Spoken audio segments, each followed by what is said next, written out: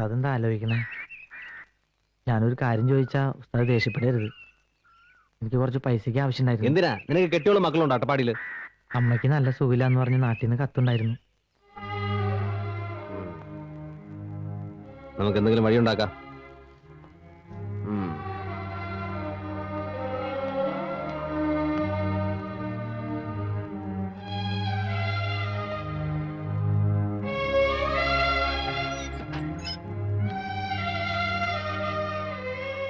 ഉണ്ണികൃഷ്ണ ഇങ്ങ വന്നേ. Money order ഉണ്ടോ? ഉണ്ട്, പക്ഷെ അച്ചൂട്ടിക്കില്ല. എനിക്കാരയക്കാനോട്. അതല്ല, താൻ ഒരു കാര്യം ചെയ്യും. തന്റെ കയ്യിലുള്ള മണി ഓർഡർ 2 ദിവസത്തേക്ക് എനിക്കൊന്ന് അഡ്ജസ്റ്റ് ചെയ്യും. ചെറിയ റോളിങ്ങിനാ. കണ്ടവരുടെ മണി ഓർഡർ എടുത്ത് റോൾ ചെയ്യാനോ? എന്റെ പണി തെറിച്ചു പോവും. ഒന്ന് പോടോ. എറണാകുളത്തും തിരുവനന്തപുരത്തേക്ക് ഒരു കത്തയച്ചാ കിട്ടുന്ന 4 മാസം കൊണ്ടാ. എന്നിട്ടാ മണി ഓർഡർ. എടോ, ഈ മണി ഓർഡർ കിട്ടാനുള്ളവർക്കറിയോ ഇന്ന് അവരുടെ കാശത്തുവന്ന്? താൻ ഒന്നുകൊണ്ടും പേടിക്കണ്ട. 2 ദിവസം കഴിഞ്ഞ് പലിശ അടക്കം തിരിച്ചു തരാം. നടക്കില്ല. വേറെ എന്ത് സഹായം വേണമെങ്കിലും ഞാൻ ചെയ്തു തരാം. എന്നാ ഒരു കാര്യം ചെയ്യും, നിന്റെ പെങ്ങളെ ഇവന് കെട്ടിച്ചോളൂ. മര്യാദക്ക് ചോദിച്ചിട്ട് തന്നില്ലെങ്കിൽ എനിക്ക് ബലം പ്രയോഗിക്കേണ്ടി വരും. ഇല്ല, എന്നെ കൊന്നാലും ഞാൻ ഈ പൈസ തരില്ല.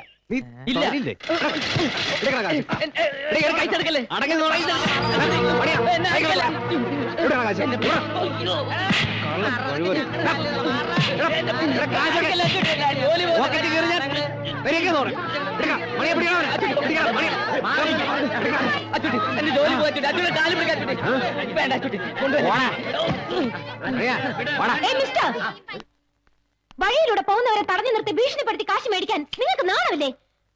നല്ല തണ്ടും തടിയുണ്ടല്ലോ, അന്തസ്സായി ജോലി ചെയ്ത് ജീവിച്ചൂടെ? നീ ആരാടി എന്നെ പഠിപ്പിക്കാൻ? ജില്ലാ കളക്ടറോ? അല്ല, സിന്ധു. ആ പൈസ തിരിച്ചു കൊടുക്കണം. മനസ്സിലായില്ല. ഒന്നുകളെ ഞാൻ നിനക്കെന്നെ മനസ്സിലായിട്ടേ പുല്ലേ അല്ലേ? ഞാൻ തിരിച്ചു വരുമ്പോ ഇവിടെ കണ്ടുപോകാനുണ്ടല്ലോ, നിങ്ങളെ ഞാൻ കെട്ടുകെട്ടിക്കും. പറഞ്ഞില്ലെന്ന് വേണ്ട. വിടാ, വാടാ.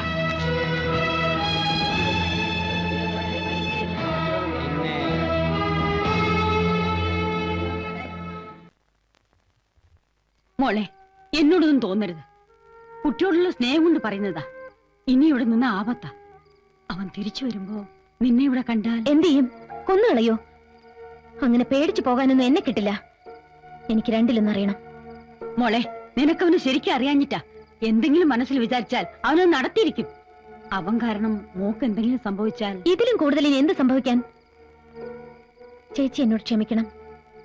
ഫീച്ചറും പത്രവും എന്നൊക്കെ ഞാൻ പറഞ്ഞത് വെറും നുണയാ. എനിക്കെല്ലാം തന്നു ദൈവം, എല്ലാം.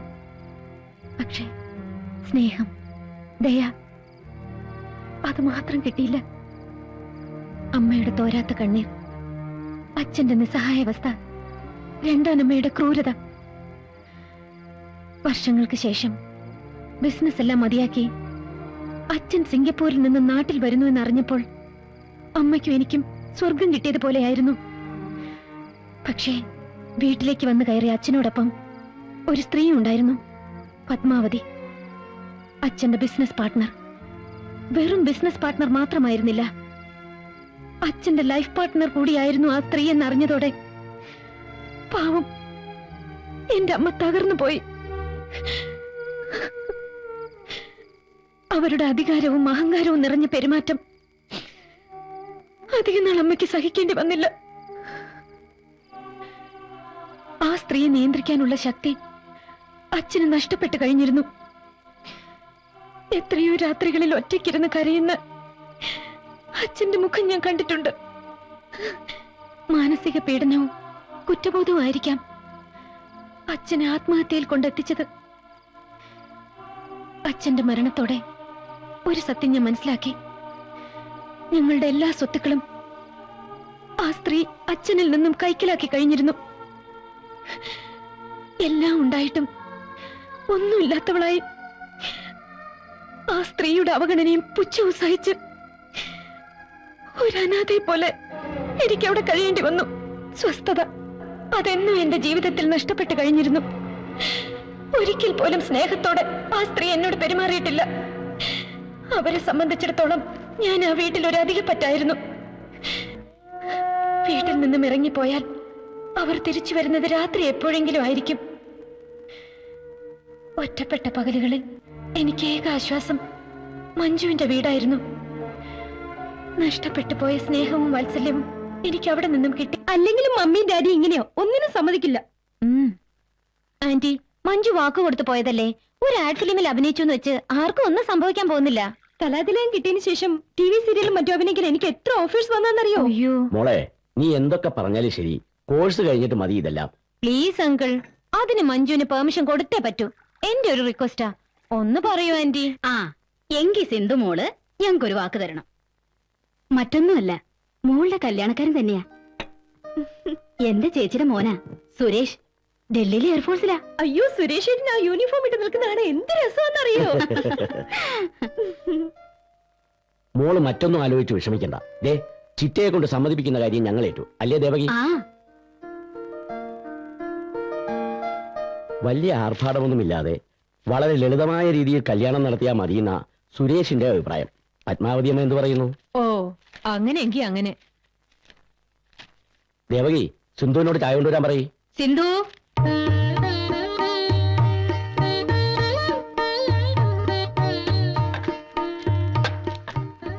ദാ, നിങ്ങൾക്ക് എന്തെങ്കിലും സംസാരിക്കണമെങ്കിൽ ആകാം. അത് ഞങ്ങൾ ഡൽഹി പോകുന്ന വഴിക്ക് സംസാരിച്ചോളാം. അല്ലേ സിന്ധു? അപ്പൊ എല്ലാം നമ്മൾ പറഞ്ഞ പോലെ തന്നെ അല്ലേ? വരുന്ന മാസം 10-ാം തീയതി കല്യാണം. അത് ഇവിടെ വെച്ച് നടത്തണമെന്ന് ഇപ്പൊ തന്നെ അങ്ങ് തീരുമാനിക്കാം. എന്താ പത്മാവതിയമ്മേ? ഇത്രയൊക്കെ തീരുമാനിച്ച സ്ഥിതിക്ക് ഇത് നിങ്ങളൊക്കെ അങ്ങ് തീരുമാനിച്ചാ മതി. എന്റെ എല്ലാ പ്രതീക്ഷകളും അസ്തമിക്കുകയായിരുന്നു. അച്ഛനും അമ്മയും ഉണ്ടായിരുന്നെങ്കിൽ എന്നാശിച്ചു പോയ നിമിഷം. കുട്ടി പോയി ഡ്രസ് ചേഞ്ച് ചെയ്ത് വരും. ഞാൻ പോയി ഡ്രസ് മാറ്റിട്ട് ഞങ്ങളും വരാം. ശരി.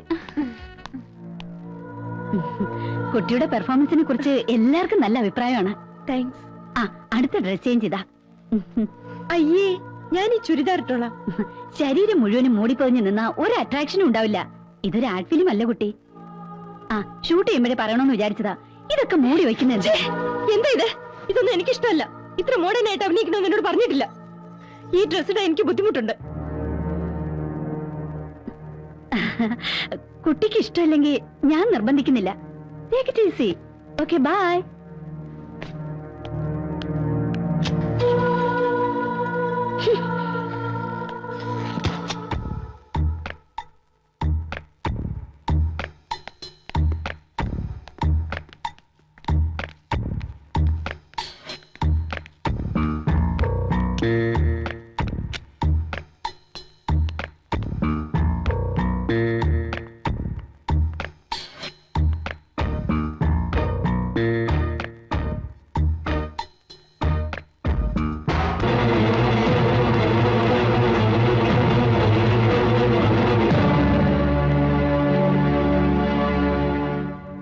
ഫിലിമിന്റെ പേരിൽ അവിടെ വേറെന്തൊക്കെയോ വൃത്തികേടുകളാണ് നടക്കുന്നത്.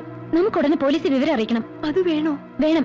നിന്നെ പോലെ ഒന്നും അറിയാത്ത പാവം പെൺകുട്ടികൾ ഇനി അവരുടെ വലയിൽ ചെന്ന് വീഴുന്നതിന് മുമ്പേ പോലീസ് വിവരം അറിയിച്ചേ പറ്റൂ.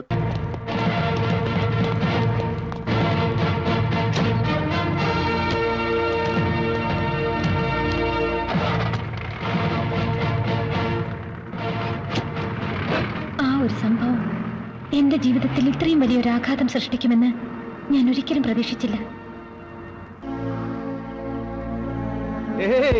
ഞാൻ ഇവിടെ ഉണ്ടായിരുന്ന ഇങ്ങനെയൊന്നും സംഭവിക്കില്ലായിരുന്നു. ആ സമയത്ത് തിരുവനന്തപുരത്തെ കെട്ടിയെടുക്കണമെന്ന് പറഞ്ഞ് DIGയുടെ ഫോൺ.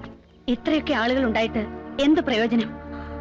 നാറാവുന്നിടത്തോളം നാറിയില്ലേ ഞാൻ? സ്റ്റേഷനിലെത്തും മുമ്പേ ജാമ്യവുമായി ആളുണ്ടായിരുന്നില്ലേ അവിടെ? കേസ് പോലും ചാർജ് ചെയ്യാതെ പുഷ്പം പോലെ ഇറങ്ങി പോന്നില്ലേ ദേവയാനി? ആ സിന്ധു എന്ന പെൺകുട്ടി നേരിട്ട് വന്ന് റിട്ടേൺ കംപ്ലൈന്റ് കൊടുത്ത സ്ഥിതിക്ക് SIക്ക് നടപടി എടുക്കാതിരിക്കാൻ പറ്റുമോ? അതും പുതുതായി ചാർജ് എടുത്ത ഒരാൾക്ക്. എന്നെ അപമാനിച്ചവളെ ഞാൻ വെറുതെ വിടില്ല. ഈ വരുന്ന 27-ാം തീയതി അവളുടെ വിവാഹമാണ്. ആ വിവാഹം നടക്കാൻ പാടില്ല. ഞാൻ അനുഭവിച്ച വേദന, അപമാനം അതവൾ ജീവിതകാലം മുഴുവൻ അനുഭവിക്കണം. സംഭവമല്ല ഒതുക്കിയ സ്ഥിതിക്ക് ഈ ഒരു വാശിയുടെ ആവശ്യമുണ്ടോ? ഉണ്ട്. അല്ലെങ്കിൽ ഈ ദേവയാനി ജീവിച്ചിരുന്നിട്ട് കാര്യമില്ല. സിന്ധു, അവളെ ഞാൻ കുത്തുവാള എടുപ്പിക്കും. ഇതെന്റെ ശപഥമാണ്. പാഞ്ചാലി ശപഥം എന്നൊക്കെ പറയുന്ന പോലെ ദേവയാനി ശപഥം അല്ലേ? അതെ, ഈ ശപഥം നിറവേറ്റാൻ സേതു സാർ എന്നെ സഹായിച്ചേ പറ്റൂ. ദേവയാനി ഇമോഷണൽ ആവണ്ട. അപ്പോൾ നേരെ ദേവയാനിക്ക് എന്താ വേണ്ടതെന്ന് വെച്ചാ ചെയ്തു കൊടുത്തേക്ക്. ശരി.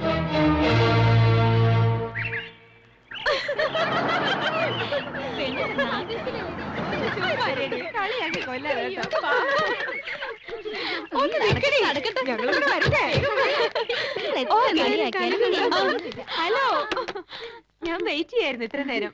വാ അകത്തിരിക്കാം. നീ റെഡിയാവും, ഞങ്ങൾ ഇവിടെ ഇരുന്നോളാം.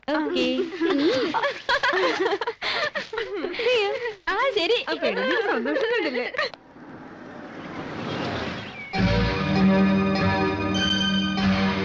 മാഡം, ഒരു ഫോണുണ്ട്. 1 minute.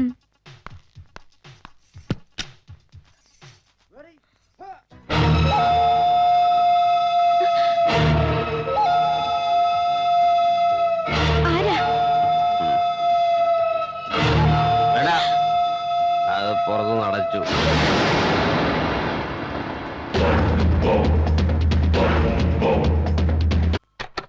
ഹലോ, മിസ്റ്റർ സുരേഷ് അല്ലേ? അതെ. നിങ്ങൾ കല്യാണം കഴിക്കാൻ പോകുന്ന സിന്ധു എന്ന പെൺകുട്ടിയുടെ ചാരിത്രശുദ്ധിയെ കുറിച്ച് അറിയണമെങ്കിൽ നാച്ചുറൽ ബ്യൂട്ടി പാർലറിൽ വന്നാൽ മതിയാവും. നിങ്ങളാരാ? Your well wisher. Okay, bye. Hello hello.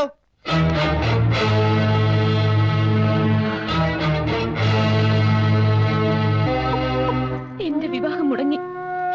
എല്ലാവരും എന്നെ വെറുത്തു, പരിഹസിച്ചു. എന്റെ ജീവിതം, ഭാവി എല്ലാം നശിച്ചു. എനിക്ക് വേണമെങ്കിൽ എല്ലാ നിമിഷങ്ങൾ കൊണ്ട് അവസാനിപ്പിക്കാമായിരുന്നു. പോലീസിൽ കംപ്ലൈന്റ് കൊടുക്കാമായിരുന്നു. അല്ലെങ്കിൽ എന്റെ വയറ്റിൽ വളരുന്ന കുഞ്ഞിനെ നശിപ്പിച്ചിട്ട് ഒന്നും സംഭവിക്കാത്തതുപോലെ ഏതെങ്കിലും ചെറുപ്പക്കാരന്റെ ഭാര്യയെ ജീവിക്കാമായിരുന്നു. പക്ഷേ എനിക്ക് ആവശ്യം എന്റെ വയറ്റിൽ വളരുന്ന കുഞ്ഞിന്റെ അച്ഛനെയാണ്. മോളെ, നീ എന്തൊക്കെ പറഞ്ഞാലും അവനോടൊത്തുള്ള ജീവിതം വേണ്ട മോളെ. ഒരിക്കലും അത് ശാശ്വതമാവില്ല. ചെറുപ്പം കൊണ്ട് തോന്നുന്ന വാശിയാ ഇതൊക്കെ. കഴിഞ്ഞതെല്ലാം നീ മറക്കണം. ചേച്ചിക്ക് എങ്ങനെ ഇത് പറയാൻ കഴിയുന്നു? 20 വർഷം മുമ്പ് ഒരു വാക്ക് പോലും പറയാതെ ഇറങ്ങിപ്പോയ ചേച്ചിയുടെ ഭർത്താവ് ഇന്ന് വരും നാളെ വരും എന്ന പ്രതീക്ഷയിലല്ലേ ചേച്ചി കാത്തിരിക്കുന്നത്? എന്തുകൊണ്ട് ചേച്ചിക്ക് അയാളെ വെറുക്കാൻ കഴിയുന്നില്ല, മറക്കാൻ കഴിയുന്നില്ല? എല്ലാം അറിഞ്ഞുകൊണ്ട് തന്നെയാണ് ഞാൻ വന്നത്. എത്ര തെമ്മാടിയായാലും കൊള്ളരുതാത്തവനായാലും എന്റെ വയറ്റിൽ വളരുന്ന കുഞ്ഞിന്റെ അച്ഛൻ അയാളാണ്. അത് ഞാൻ തെളിയിക്കും. കരുതി എല്ലാ പെണ്ണുങ്ങളും അങ്ങനെയാന്ന് പറയരുത്. ഓ, ഒരു ശീലാവതി വന്നിരിക്കുന്നു. നീ ആരാടി ഇതിടപെടാൻ? വന്ന അന്ന് മുതൽ നീ എനിക്ക് തിളക്കാൻ തുടങ്ങിയതാ. പിഴച്ച വർഗം. അനാവശ്യം പറഞ്ഞാലുണ്ടല്ലോ. നീ എന്ത് ചെയ്യടി പുല്ലേ? ഒരു ചാരിത്രവതി വന്നിരിക്കുന്നു. എന്താ സംശയം? നിന്റെ ചാരിത്രം എന്താന്ന് എനിക്കറിയാം. അതെന്നെ കൊണ്ടുകൂടെ പറയിപ്പിക്കരുത്. എന്ത് പറയാൻ? നിന്നെ ഞാൻ അനുഭവിച്ചിട്ടുള്ള ലേഡി. ഈ പറഞ്ഞത് ഒരു പ്രാവശ്യം കൂടി പറയാമോ? ഒന്നല്ല 100 വട്ടം പറയാം. നീ എന്റെ കൂടെ കിടന്നിട്ടുള്ളവളാണ്. എന്താ നിന്റെ നാവ് ഇറങ്ങിപ്പോയോ? മതി, അത് കേട്ടാ മാത്രം മതി എനിക്ക്. ആ നാവിൽ നിന്ന് തന്നെ ഇത് കേൾക്കാൻ വേണ്ടിയാ ഞാൻ ഇത്ര നാളും കാത്തിരുന്നത്.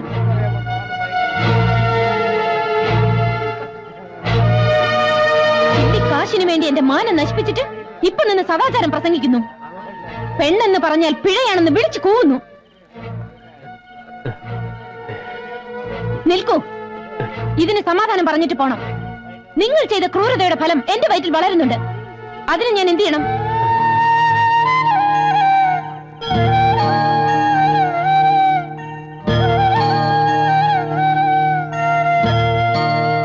നിങ്ങളുടെ അമ്മയും ഈ സ്ത്രീയും ചെയ്തതുപോലെ പ്രസവിച്ച ഉടനെ ഞാനും കുഞ്ഞിനെ ഏതെങ്കിലും കുപ്പത്തൊട്ടിയിൽ വലിച്ചെറിയണോ?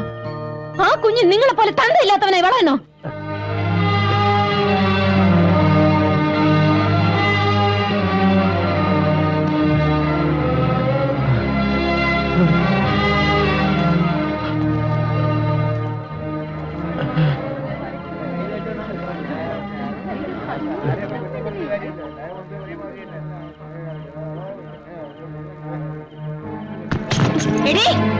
നീ ഇത്തരക്കാരിയാണെന്ന് ഞാൻ വിചാരിക്കുന്നില്ല. ഇനി ആ പടി ചവിട്ടി പോരും. മാനവും മര്യാദയ്ക്കും ജീവിക്കുന്നോളാം ഞാൻ. ചേച്ചി, ആരാ നിന്നെ പഴപ്പിച്ചെന്ന് വെച്ചാ അവന്റെ കൂടെ പോയി കൊടുത്തോ. മാറങ്ങോട്ട്.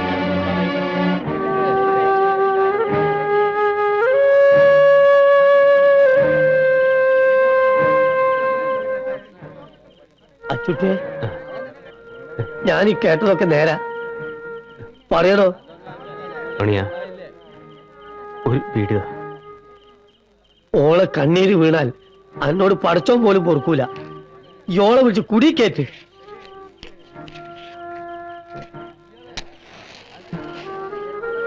ഉസ്താദേ ഞാൻ വിളിക്കട്ടെ?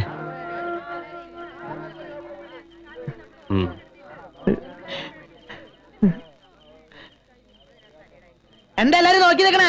കാഴ്ച കണ്ട് മതിയായില്ലേ? പോയി കിടന്ന് ഉറങ്ങാൻ നോക്ക്.